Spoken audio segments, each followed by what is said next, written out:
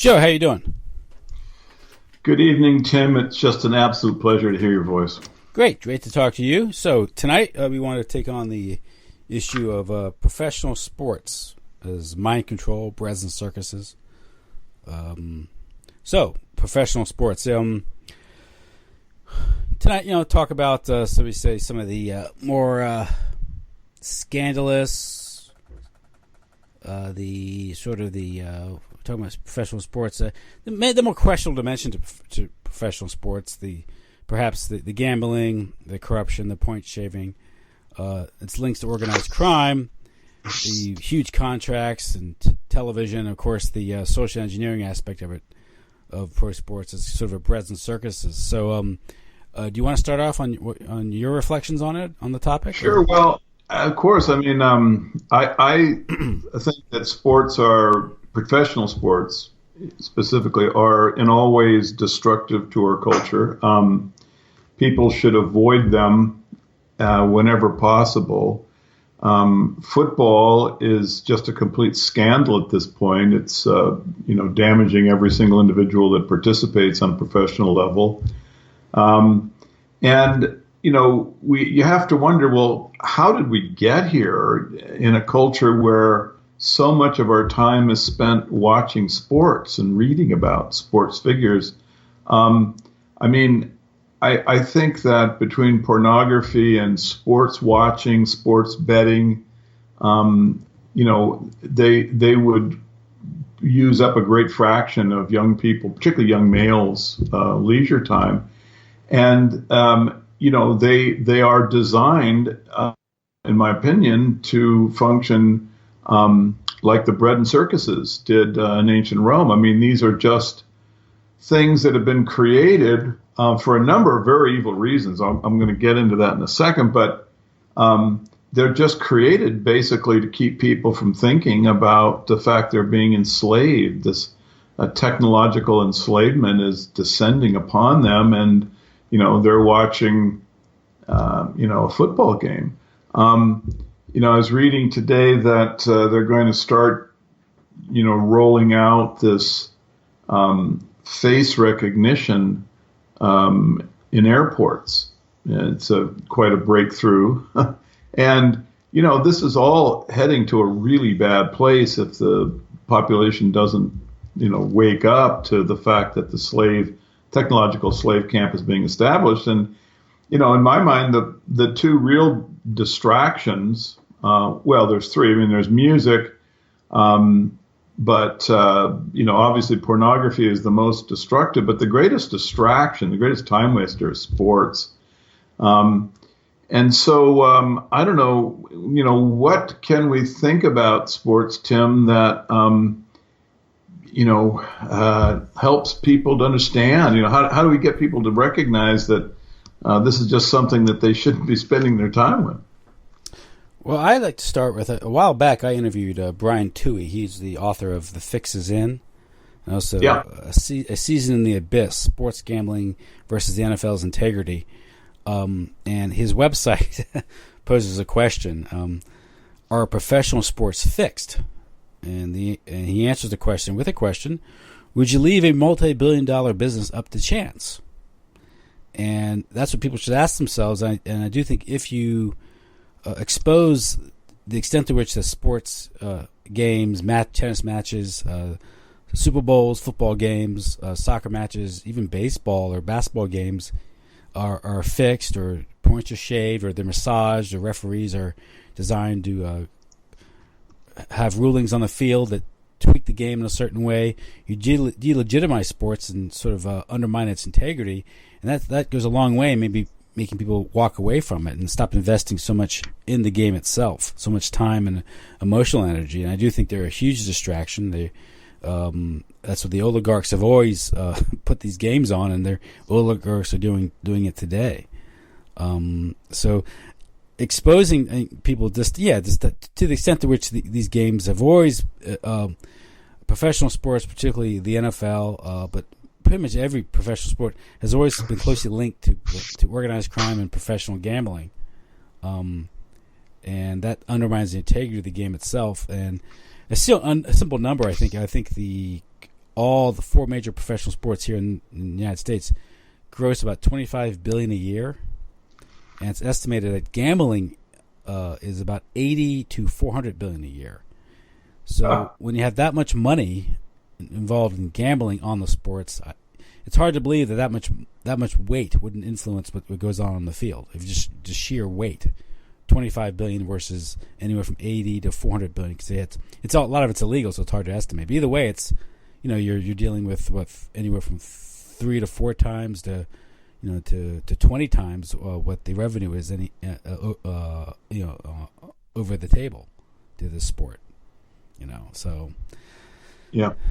Well, I know, I won't mention his name, but he's a friend of mine, odds maker, famous guy, has one of the largest internet sports books out there.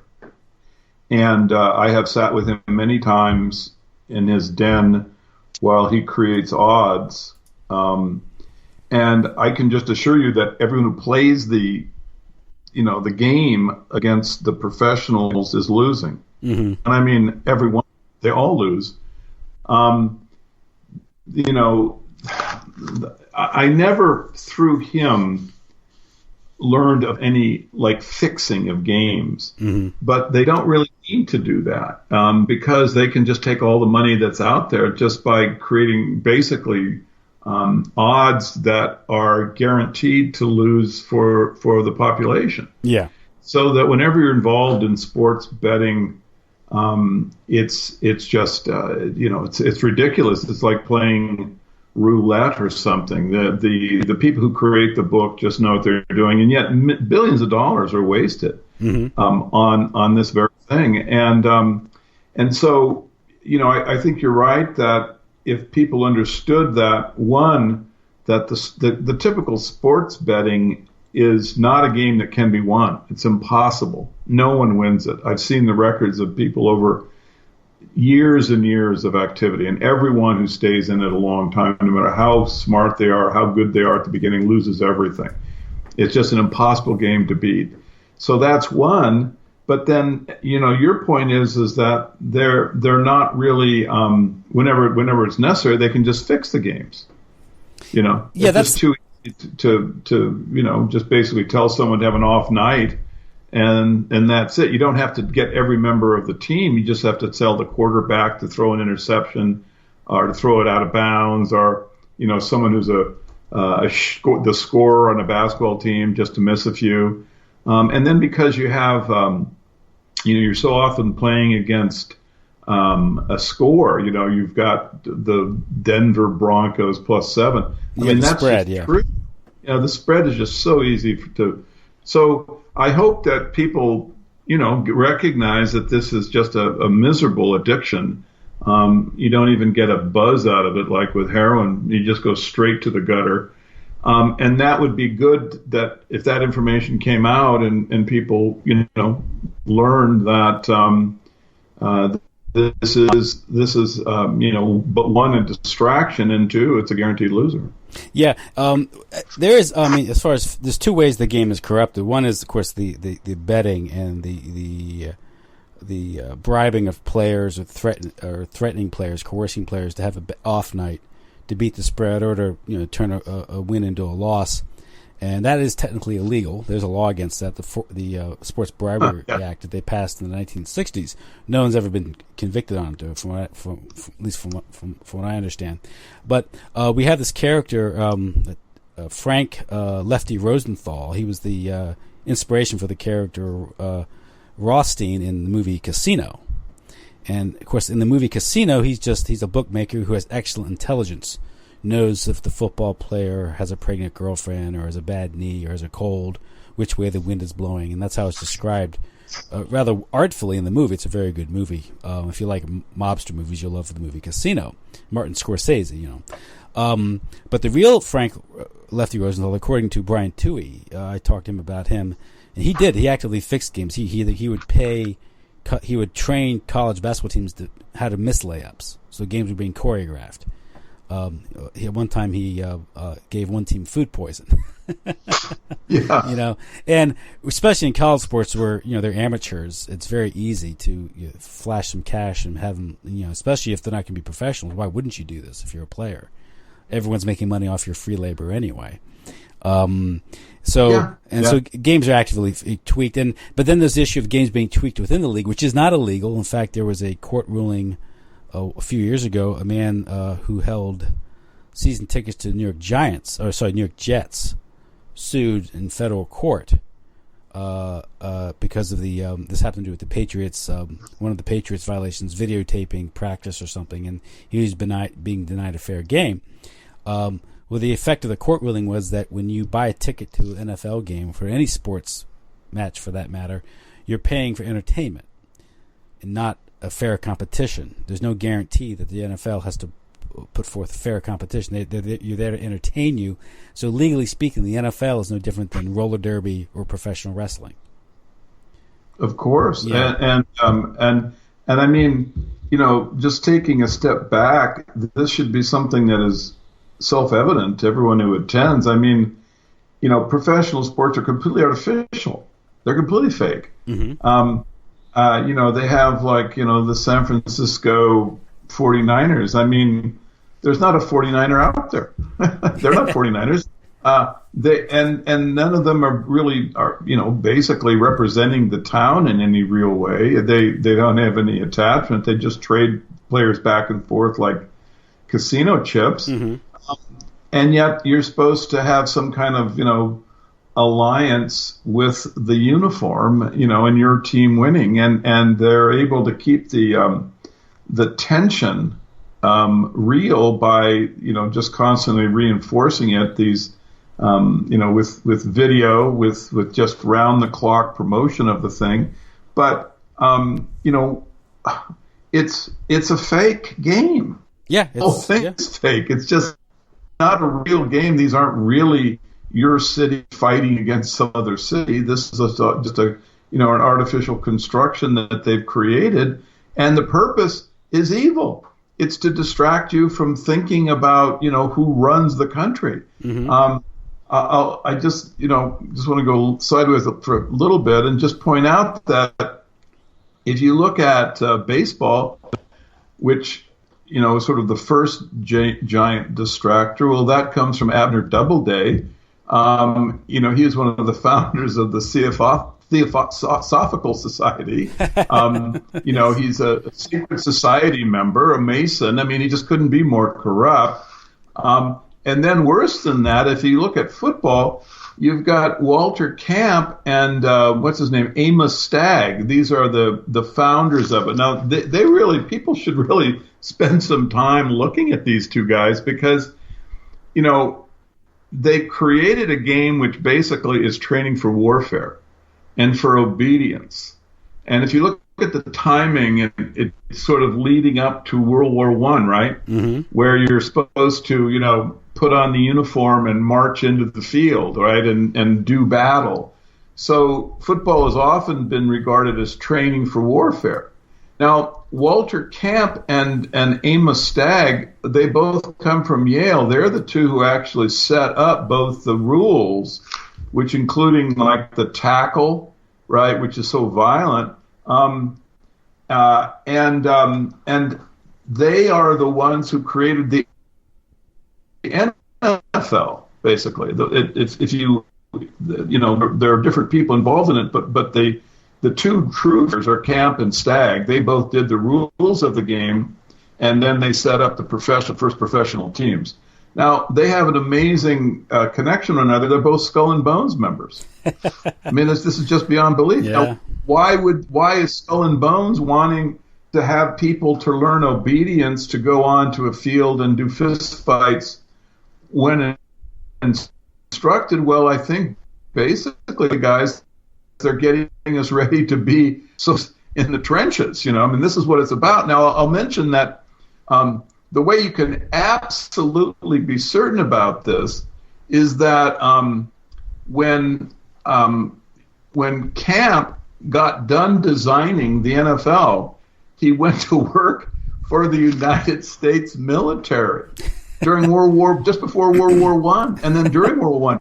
And he devised a training program to get the servicemen to be able to be more physically fit. It was like really the very first kind of shorthand training regimen. You have like Jane Fonda's workouts and all this stuff. Well, Camp invented this. It was a training regimen that he invented, which then both the Army and Navy adopted. All right. So this is really, a red flag here, right? That you have both the game of football and the violent rules, and then you have the same guy setting up the training and preparation for the trench warfare, right? And then you go immediately into secret societies. And I don't want to be long-winded, but I'm just going to say that, okay, so Camp is one of the most evil people I can imagine. So not only does he set up this violent game, creating all of this head concussion, training people to follow orders and march into battles that are artificial, right? Because basically the football violence is as artificial as the World War I violence. But you look at him, you look at his background, and he marries William Sumner's sister. Now Sumner was the guy who invented. He was another of all things skull and bones guy, right? So Camp marries his sister. He invents sociology. Oh my gosh, right? He invents sociology. He created the term ethnocentrism. Remember the American Jewish Committee studying this later on? He invents the term. He said that, people really didn't have any rights. And his quote here doesn't get understood, because I really do think that this is kind of the inspiration for the NFL. Sumner says, he didn't like people having any rights. He liked government. He liked world government. And he said, before the tribunal of nature, a man has no more right to life than a rattlesnake. He has no more right to liberty than any wild beast. His right to pursuit of happiness is nothing but a license to maintain the struggle for existence. So this is your skull and bones football. It's social Darwinism with a uniform on, Mm-hmm. And so this I'm afraid to say is really the basis of our professional sports. It creates an artificial conflict that helps with mind control. Mm-hmm. And then Tim, think of the relationships to this day between the military and football. Yeah, that's I think $100 million a year the NFL gets from the Department of Defense. Yeah, to run those ads, because they're the people watching the games. A lot of them are just young, ignorant, stupid young men who think that that's that's the sign of masculinity to go off and be fodder for the empire, and every game accompanies a flyover with military colors and these things, and the flags barely fit into the stadium anymore. Yeah, they cover the stadium. Yeah. And they're just recruiting for the military, basically. I just look at the militarism on display is just almost, mind-numbing recruitment to get basically young males to think that it's a great idea to go and serve the oligarchs in, the Middle East. Yeah, I mean, are you really serving your country by firing drones or missiles at Syria or guarding a poppy field in Afghanistan? Yeah, walking the line. Well, the war is no more real. I mean, than the football game, and so that's why what if we really want to get to the bottom of the nature of professional sports, we've got to get into the control of culture by the secret societies, because they set up this whole athletic professionalism with their media. Right. Think about it. Their media. I mean, if you look at New York Times, right? Who owns it during this period? It's owned by August Belmont and a guy named Jerome. August Belmont is the Rothschild agent, yeah. He's the Rothschild financial agent for the United States, and Jerome is the father of Winston Churchill's mother. Right. Mm-hmm. Now, these guys own the New York Times, which then promotes a sports page that covers football games, the college and the fledgling professionalism. Well, guys, this is all just a sick plan. They're just taking us into bread, not just taking us into bread and circus, but they're also recruiting gladiators at the same time. Mm-hmm. And infantilizing the public, because sports used to be something that children were concerned with. Yeah. And it was a time when people understood that at childhood's end, you put away childish things and took up, responsibility. These things were designed, again, like you said, designed to distract and beguile people. The spectacle of it all, Yeah, well, look at the soccer game hooligans. Mm-hmm. These are males up to 40 years of age. They've never grown up. They bond around these artificial conflicts for sports teams which are purportedly representing their city, but are owned by oligarchs that wouldn't even bother to slow down, if they were in the road in front of their moving cars. They can't stand the hoi polloi. Mm-hmm.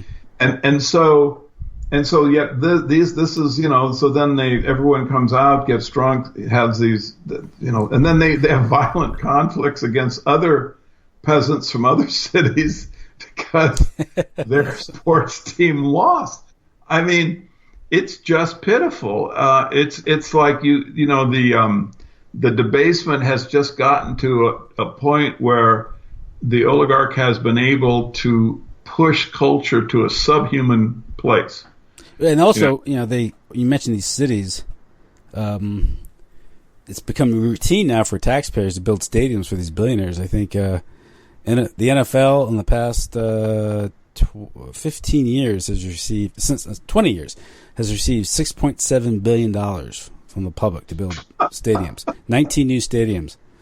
And that's just become routine now. But again, it's for these games. History of sports with fixed games. Of course, everyone knows about the Blackstock scandal and Rothstein bribing. Yeah. Although the players were acquitted in court, the league suspended them for life and supposedly reformed the league and all that. But Major League Baseball itself got its start because of gambling interests. That's market. That's what got people watching the games, was the gambling. Got people interested. Same with the NFL. NFL has long ties to organized crime. Some of the most prominent teams, like the Pittsburgh Steelers, or Rooney's, I think DiLobardo, the Giants, all owned racetracks and it's all gambling. I mean, it all goes back to gambling. And of course, what gambling does is it keeps that many more eyeballs on the game. So they love gambling.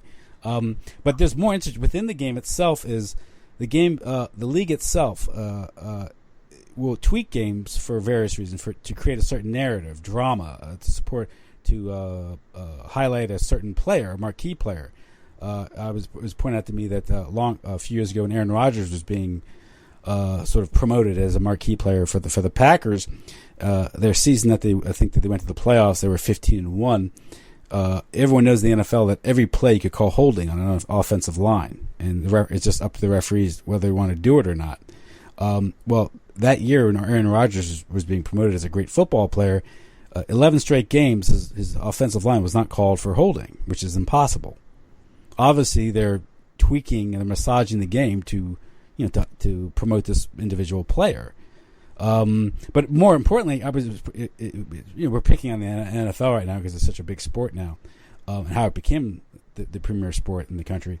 But if you look at Super Bowl 3 and 4, were key because between 1966 and 1970, the AFL-NFL merger was going on.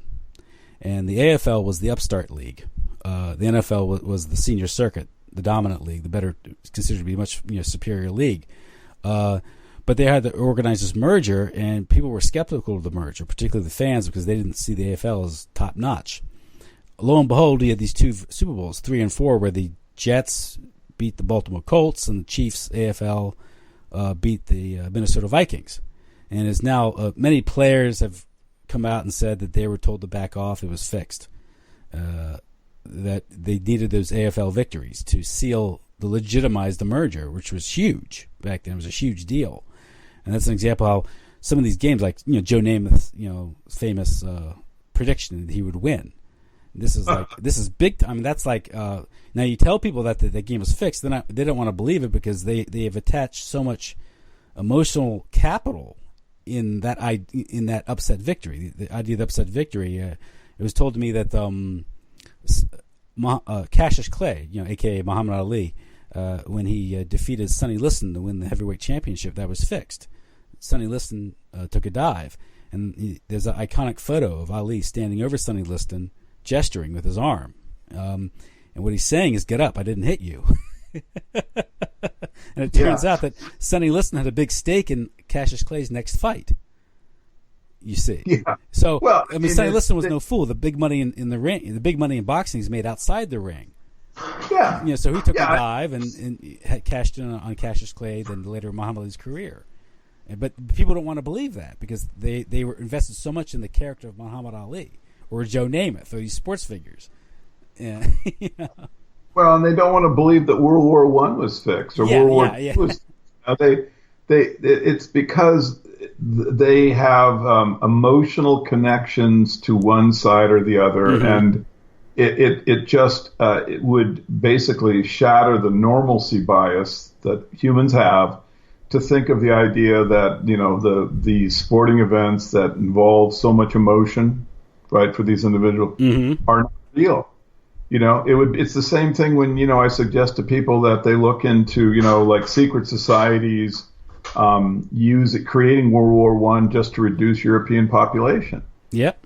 And they blink at me like, well, this is the most crazy, insane idea I've ever heard. And then you say, well, why was the war fought then? What do you think? What was in back of 30 million people dying? They can't even now. They have no idea. But the idea that it was to benefit someone who isn't disclosing what the benefit that they are seeking is, it would never occur to them. But this is something that should be automatic. It should be automatic about World War I. It should be automatic about Super Bowl III. Because Go ahead. I'm sorry. Just like you say, that there's just too much money at stake here. I mean, you're talking about billions and billions of dollars. They can't have the merger collapse. Yeah. Right. They can't have the attendance at the teams who are AFL suddenly go to zero because that would just shatter the whole process. So they have to create the legitimacy. So you knew that Kansas City and the Jets were going to win those two. In my opinion, I mean, it's clear as a bell in hindsight. And the fact that a few heroes have come out now to say, well, actually we were told to. Well, of course, Yeah, and the coaches. Obviously the head coach of the Colts went on to win 2 Super Bowls with the Miami Dolphins. So everyone prospered, but again, it's a game and it's being choreographed like a ballet, and it can games. Everyone knows when they watch a team like the Steelers, they get favorable calls because the franchise is worth more to the league than say the Cincinnati Bengals. And the same thing with the Patriots. Do you think it's just a coincidence that the Patriots won the Super Bowl right after 9/11? The Patriots, or the New Orleans Saints winning their Super Bowl right after Katrina, or the Boston Red Sox winning the World Series right after the Boston bombing. I mean, it's a little. It does seem a little hard to swallow, doesn't it? I mean, the best thing a sporting team can have is a terrorist event. Yeah, and of course, a world championship. And where does the supposed victim of the Boston bombing show up? 3 weeks after he loses both his legs at a hockey match. Yeah, I mean, there's nothing better than these survivors, with no limbs coming out to try to make us more patriotic and support the Middle East wars more fervently. The Sandy Hook children at the Super Bowl, they solidify these narratives. That's one function.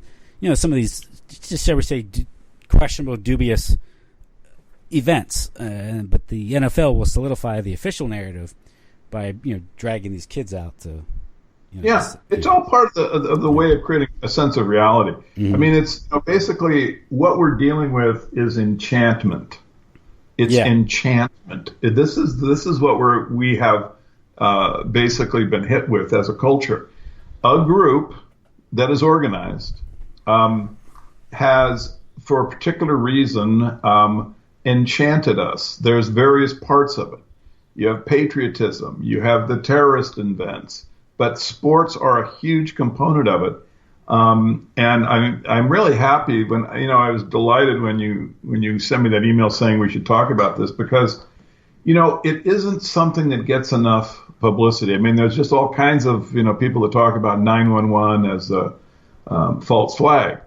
But the idea that the Super Bowl is a false flag doesn't come up much, but it is. I mean, that's literally what it is. It's an event that has violence, that has emotional connection, that is supposed to do something malevolent to the vast consciousness of the population. They're all just false flags, and of course, it's kind of almost absurd even to need to bring it up because, like I was saying, it's like the professional athletes that we root for aren't even members of our community, for God's sakes, Yeah, you ask, you hear sports radio, let's say, well, we have to do this, we have to do that. I was talking to Brian Toohey about that, and he asked the question, why do people care so much about professional sports? No matter how many jerseys you buy, how many caps you wear, how many games you watch, you're not a member of the team. You didn't win anything. But still, people use that language. That's the same thing in war. We win. We invaded. We liberated France. We won World War II. Well, we win the sports. We went to the moon. Right? We got wiped out by the hundreds of thousands and tens of millions. We didn't win anything in World War I, World War II. We were wiped out. That's what we were. The oligarchs won. They had a tremendous victory because they could reduce the population they wanted to reduce.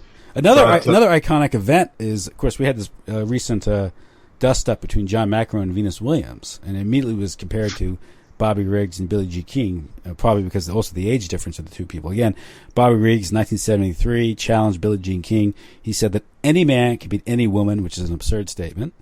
But nevertheless, they had this tennis match where she defeated him in straight sets, thus proving women were equal to men, I guess. I don't know, a 26-year-old top, I think she was rated number 2 women's tennis, defeated a 55-year-old man. With dyed hair, But it turns out, though, on his deathbed, they're talking about, it turns out the game was probably fixed. The match was fixed. Well, surprise? Yeah, of course it was fixed. I mean, the thing is that it was part of the promotion of the aggressive anti-male feminism. Exactly. Like Gloria Steinem, right? So there's a really good example. I'm glad you brought this up because that just shows how sports are used as cultural poison. The reason that Billie Jean King was selected was not her stature, because she was actually on the decline. There was a lot of players who were better. Well, not a lot, but there were a few players who were better. It's because she was a lesbian. Everyone knew she was a lesbian. That was the whole reason that she was selected. It's because it was just a way of bringing about the normalization of the GBTL culture. And I'm not trying to hate on gay people, Tim. I'm just pointing out that that these gender issues can be used as weapons. Yes. And it's just like integration. There's all kinds of integration that can be beneficial particularly when it's something that comes as a part of free expression and free will on the part of the different groups. But it can also be used as a weapon. You have to be on the alert for when it's being used for cultural destruction. And so that's why Billie Jean King, because she was the most famous lesbian in the world at that time, and so they were just trying to pump her up to give her a platform, which is still in existence. I mean, they wheel out the old croaker at every single Grand Slam, and then she'll make a comment, and it's just she's so I mean that was if you think about the Billie Jean King thing, this was feminism using sports for cultural destruction. Even her name, Billie, right? Yeah, Billie King. Yep. So William the Conqueror. Yeah. That's beginning the sort of culture degradation. Of course, we see that now. Of course, you mentioned Super Bowl. Super Bowl now has these halftime shows, which are satanic rituals. So the entire nation partakes in a satanic ritual as entertainment. Exactly. I mean, it's just so incredible. You see Madonna with the Baphomet, crown on, being dragged out by a whole slew of Roman soldiers who are in chains, basically. It's just a way of representing European slavery and the occult deity that is like, something that we don't understand, that the oligarchs understand, the Baphomet symbolism. And then, like you say, you've got just one satanic, I think Lady Gaga actually did a halftime show, if I'm not mistaken. Yeah, and it was fakery involved. Well, the thing is, I mean, she didn't really dive. The people in the stadium saw a fake vision, which is really, really, really disorienting and chilling, if you ask me. Where that type of simulacrum or fake reality can be produced that way. Yeah, I mean, next halftime show, I'm betting it'll be Maria Abramovich with a spirit cooking dinner for the entire audience. Yeah. I mean, it's so the halftime shows are basically the oligarchs are showing off the secret society religions, which of course we're too stupid to understand, and it's just a way of humiliating us. And of course the game itself is this, violent and absurd contest that everyone is supposed to care about which team knocks out and destroys the brain cells, more effectively than the other players. I mean, literally, if you want to see the future of the NFL, it'll be like they'll have trench warfare in a pit, and then at halftime, Lucifer will come down from the sky and have a cannibal feast. I mean, it just can't get any more depraved than it is now. It's just really disgusting, and this people should just turn the damn thing off.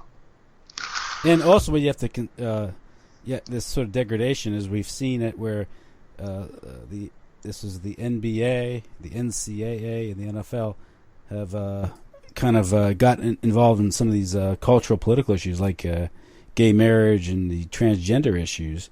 One thing they can do, one thing is I believe the NFL put pressure on the state of Georgia when they passed the Defense of Marriage Act, and they threatened to pull the Super Bowl out of because of that. Now, why do they care? I mean, it's like, first of all, the constituency, I have to think it was probably against gay marriage.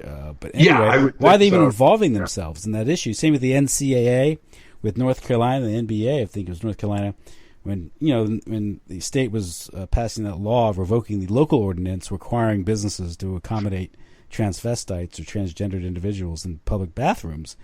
Why are they even getting involved? And it seems to me, at the very least, it's a legitimate issue for the state the state government to address, as opposed to some outside corporation. This shows how these New World Order corporations go in and put pressure on local governments to bend to their will. Yeah. Why are they promoting that? Why are they promoting these issues? And now my brother was watching a game. It was a basketball game, and they have it seems very benign where they have in a normal situation, which they have this. There's a break in the game. The fans will be urged to kiss their loved ones beside them, and usually you have a man kissing a woman, his girlfriend or wife or fiance. But no, they have to show the gay couples doing it. Yeah, and you got to watch that. So you can't watch that with your kid.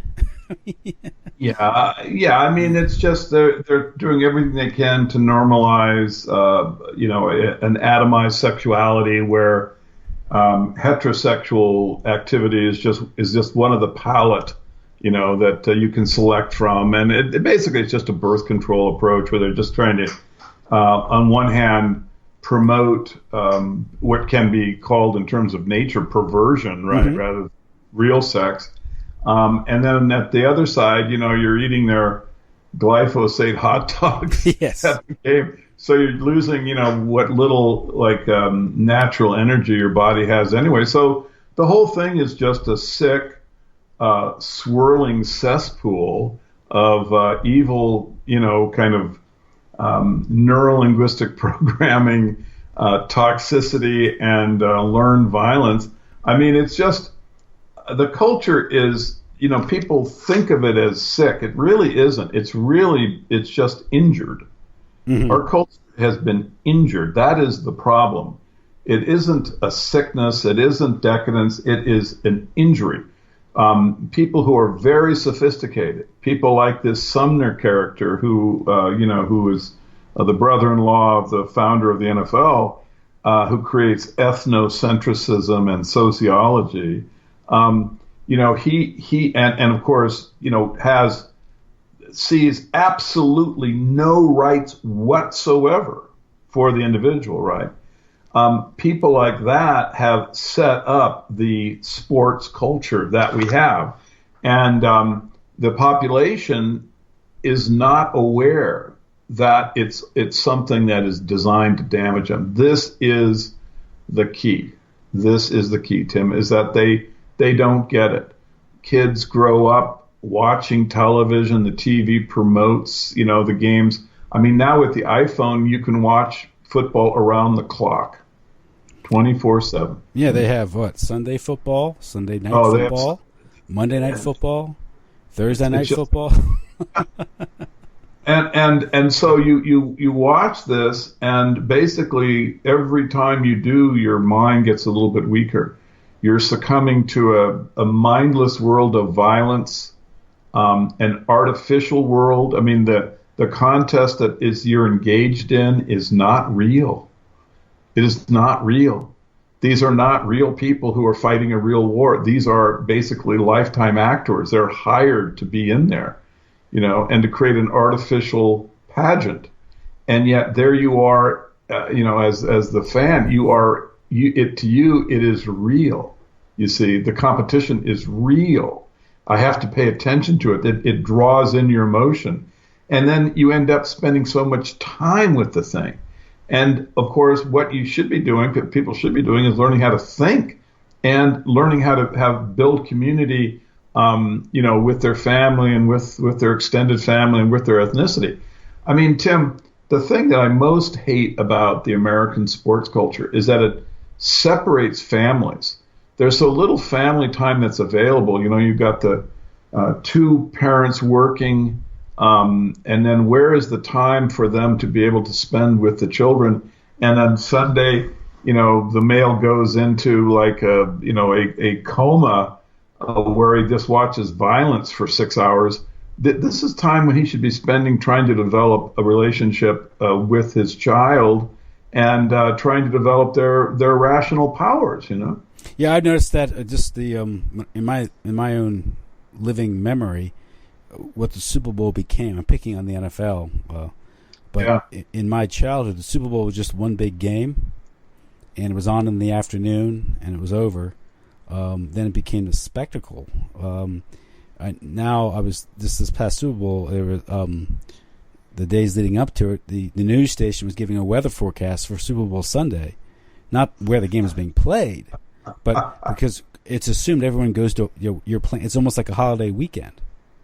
Party. Everyone assumes you're going to a Super Bowl party, and I know I get together with family. We watch the game, and I marvel at just the absurdity of it all. But it becomes an excuse to get together and drink and talk, which I guess if it's the background, it's okay. I guess it's like Thanksgiving. Yeah, nothing wrong with that. It should be instead of the watching Mick Jagger sing "Sympathy for the Devil," what they should be doing is sitting around and discussing how they can, through organization, become more financially successful, culturally successful. How about the men sitting around going, how can we have a little bit more political power? Why don't we try to get interested in that game? rather than the Detroit Lions and the Denver Yahoos. Yeah. And Mick Jagger singing, "Sympathy for the Devil" at halftime. How about the men just sitting around going, gosh darn it, we don't have any political power at all. We don't have any. We're as impotent as slaves, right? Mm-hmm. We're sitting watching, Hillary Clinton debate Donald Trump. Well, where is our candidate? Where is our team? Where are our 49ers? Where are our Rams, right? The oligarchs own these creatures on the football field. We need to develop our own athletic heroes, that are political heroes, that are financial heroes, right? If you're interested in the NFL, look up the NFL history and the Clinton Murchison and his connection to the Kennedy assassination and organized crime. That might be good. That might make NFL history interesting. Well, this is what you got to do. You got to break it apart piece by piece so the public can see that this is just a mesmerizing device, and then they can wake up to the fact that there's all these elements of control of them, right, that they have to recognize, release the control from their minds, and then go on to some real citizenry. Yeah, then they pay for the stadium. Then they end up paying ticket prices that are 4 or 5 times what they were paying in the old stadium. But they're told this is great because they got their shiny new stadium. And otherwise, the team will go to some other city. And I like this. Las Vegas has a football team now. Yeah. I mean, they should call like the Las Vegas holograms. Yeah. Because every player on the field is fake. It's just complete. The whole thing is just absurd. It's completely fake. People think of it as real. Yeah, I think even the scandals, like Tom Brady's deflated balls, all that stuff, I thought was probably just created to get interest. I mean, they're talking. What are you going to talk about in the 2 weeks before the Super Bowl? You talk about scandal, get everyone interested in it. Right. And just like how in Hollywood they arrange marriages and arrange scandals to get interest. To get the press, and the press will just promote it because the press makes money off the promotion of it, off the scandal. Same thing with the NFL. I mean, whether it's their lavish lifestyle and these things and their huge contracts, and everyone knows the drafts are fake. There's a famous one with, I think it was Ewing, back in the 80s when he was being drafted, and lo and behold, he went to New York, the capital of the NBA. Tim, you're breaking up, buddy. I lost you. Can you hear me okay? I can hear you now. I'm sorry, but I lost you for a second. Talking about Ewing, the draft in 1984, 85, I think it was. Was it 80? Yeah. Where, is it going to be the San Diego Spurs, Sacramento, or is it Spurs? I forget. Or the New York Knicks, where he goes to New York. Right. Lo and behold. And it turns out that when the commission was pulling it, they pull a card out of it's like a lottery type. Yeah, thing. It's supposed to be lottery, but they wanted Ewing New York. It was obviously there's a big dog ear on it. So well, it's it's a pageant. It's unreal. They've been very successful at getting people to pay attention to it. It's one of the real destructive elements of our controlled mind. There's in this slave state. Howard Cosell, late Howard Cosell, has his book he wrote. I never played the game. In the introduction to it, after he wrote this book, he was kind of brushed aside. But he says in his book, he goes, "I am writing this book now because I am convinced that sports are out of whack in American society, that the emphasis placed on sports distorts the real values of life and often produces mass behavior patterns that are downright frightening, and that the frequently touted uplifting benefits of sports have become a murky blur in the morass of hypocrisy and contradiction that I call the sports syndrome. I did not always feel this way. In the beginning, like most people in America, I had romantic ideas about sports. I found beauty in the contest, and I really believed that the public needed the success that spectator sports provided from the daily travail of life. But the past 15 years have developed vast changes in my thinking and have caused me to reach the conclusion set forth at the top of this prologue." So that's what Howard Cosell said that about sports. So yeah, well, I mean, he should have given all the money he made, as an announcer back. But The fact is that the first crime that occurs is particularly in football is the damage to the individuals who are playing. I mean, the NFL should be shut down tomorrow. Junior Seau was a linebacker for San Diego Chargers. He suffered, brain damage from the many concussions. They went out and tested a bunch of other football players who'd had similar careers because Junior had, I think he'd killed someone or committed suicide. He had some kind of violent end. I forget. But and so the family was going to bring suit, and they because they found out in the autopsy that his brain was Swiss cheese. And so they did a study of other players to see, well, is this like a syndrome? They could use that in the suit. And basically everybody that they tested was, these guys in their 40s were just, their brains were Swiss cheese. I mean, these concussions just, well, it kills you, right? Slowly, of course, but it just, as you're watching a snuff film when you watch these things. So, the concussions, they're just part and parcel with the way the Skull and Bone guys set up the rules. And so we like it as, as like a Roman spectators of gladiator combat like violence, but this isn't a healthy thing. The people who talk about that this being is kind of healthy, cathartic, or in fact this is like, kind of sublimating, what would have been warfare. Mm-hmm. I mean, it's the most stupid arguments imaginable. I mean, this prepares you for warfare. This doesn't make you less likely. This is why they chose Walter Camp to define the training programs for the doughboys that went overseas that marched from there right into the automatic weapon fire, right? Mm-hmm. So the whole thing is preposterous. It's just a piece of sophistry to fool people from what is obviously something that's just set up for mind control. And this is the thing, Tim, is that, it's corrupt in terms of the fairness of the contest. I think this is your point there is absolutely correct. It's corrupt. Professional sports are corrupt in the sense that they waste time. They're distractions. But what's really the worst part in my opinion, is that they're designed to really damage the person who watches them. Mm-hmm. That's really what is the worst part of them, is that they just take away the time that is needed for family. They take away the a sense of reality, because believe me, it's just, the games are fake, right? When you participate in a fake world, then you're less likely to have impact in the real world. So there's just nothing about them that's good. And it's really, I kind of am sad, because it's kind of you'll hear guys in the alt media that will, they'll be talking about mind control and MK Ultra, and they'll go, but then they'll flip into this, they talk about the sports teams that they like.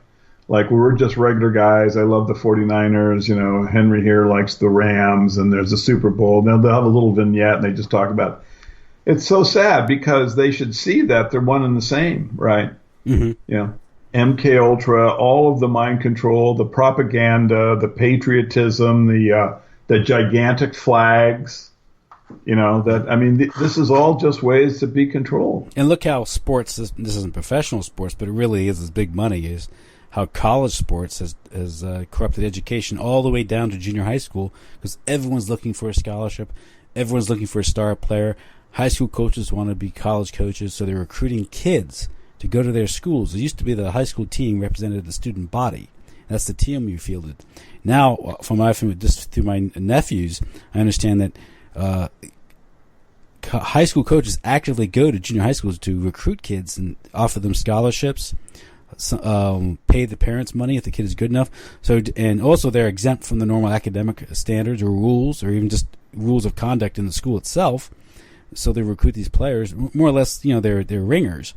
So from the very get-go, the child learns that if I have any physical prowess or talent, rules don't apply to them anymore. So they're corrupted from the get-go. So when you ask the question, can a professional athlete be corrupted? They're corrupted from the time they're 13 or 14, the first time they show ability. Because the whole system corrupts them. I mean, when I played Little League, there was always a couple of wealthy donors to the league that would feel a team as their vanity project, and the rules wouldn't apply to that team. They get all the best players. Same thing with Babe Ruth and all these things. So the rules don't apply to them either, because this, so you learn at the very beginning. You learn the rules don't apply. Of course, let's not talk about the NCAA and all the rules that are broken, and the boosters that pay these players fake jobs. They'll employ them in the summertime. I think in general, we can agree that sports has been part of the cesspool, a really deep part of the cesspool of the American university system. Oh, it's absolutely been. It's just been catastrophic for the universities. Alcohol and drug use are part of the whole celebration. They cover rapes up and things like that. I mean, and I won't want to mention the school's name, but my kids went to colleges, and during the time leading up to certain sport events, I mean, they just basically the kids are just provided with every alcohol and drug imaginable. It just creates the hysteria that they're trying. The whole university is focused on these events. Yeah, why would you care about like the Crimson Tide? Yeah, why exactly. care about Notre Dame football? Right? Aren't you there for some other purpose? I mean, the whole they have really corrupted. And the other thing I want to mention is that I think it's been catastrophic for African Americans, because they've been promoted as athletes and are given avenues to participate in college sports when the athlete does not have the prerequisite skill set for universities, right? Intellectual skill sets, scholastic skill sets, and so it's just created this kind of, this is often something that's brought up about, the kids don't graduate.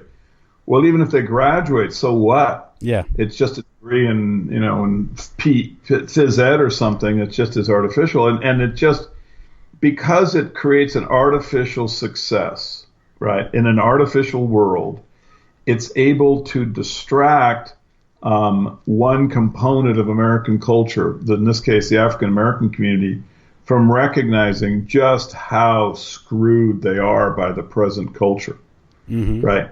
Because you get to see a lot of these individuals. I mean, just think of like how famous Michael Jordan is, right? All of these individuals and the entertainment individuals, they are what's held up to them as role models. It's just like you were talking before, another show, you're talking about how like the music icons need to be sequestered because they are debauched, and they take the people who are influenced by them into a destructive area, right? And you can't have a real culture with these people as role models.